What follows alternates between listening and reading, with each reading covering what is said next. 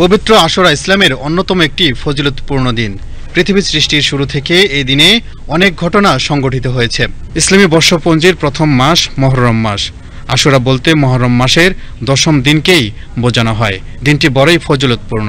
কারবালার শোকাবহ এবং হৃদয় বিদারক ঘটনাবহুল এই দিনটি বিশ্ব মুসলিম সম্প্রদায়ের কাছে ধর্মীয়ভাবে বিশেষ তাৎপর্যপূর্ণ। ত্যাগ ও শোকের প্রতীকের পাশাপাশি বিশেষ পবিত্র দিবস হিসেবে মুসলিম বিশ্বে এই দিনটি গুরুত্বের সঙ্গে পালন করা হয়। সত্য ও ন্যায় প্রতিষ্ঠায় হিজরি 61 সনের 10ই মুহররম হযরত ইমাম হুসেন রহমতুল্লাহ আলাইহি তার পরিবারের সদস্য ও ঘনিষ্ঠ সহচরবৃন্দ বিশ্বাসঘাতক এজেদের সৈন্যদের হাতে কারবালা প্রান্তে শহীদ হন। ইসলামের সুমহান আদর্শকে সমুন্নত রাখার জন্য তাদের এই আত্মত্যাগ ইতিহাসে চিরদিন সমুজ্জ্বল হয়ে থাকবে।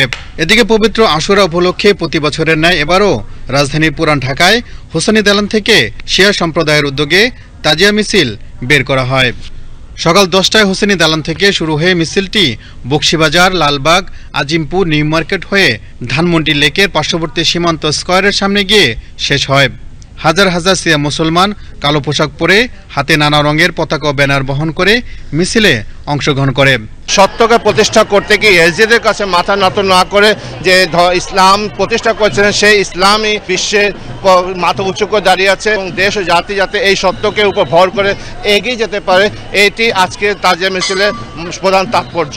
আজকে সমস্ত মুসলমান জেগে গেছে এবং রাস্তায় এসে পড়ছে প্রতিবাদ করতে ইয়াজিদের বিরুদ্ধে। মুসল্লিরা ইয়া হুসেন বলে স্লোগান দিচ্ছে। তাজিয়া মিছিলের নিরাপত্তা ব্যবস্থা জোরদারে বিভিন্ন স্থানে পুলিশ ও আনসার বাহিনীর সদস্য মোতায়েন করা হয়। এদিকে দিবসটি উপলক্ষে বকশীবাজার খানকা শরীফে কারবালা শহীদদের স্মরণে দরুদে মুস্তাফা, খতমে খাজা গান, নাতে রাসূল ও দোয়া মাহফিলের আয়োজন করা হয়। এ সময় অসংখ্য আশিকান মুরিদান উপস্থিত ছিলেন। পবিত্র আশুরার মহান শিক্ষা সকলের জীবনে প্রতিফলিত হোক এমনটি প্রত্যাশা সকলের। মাহমুদুল হাসান, বাংলাদেশ টেলিভিশন।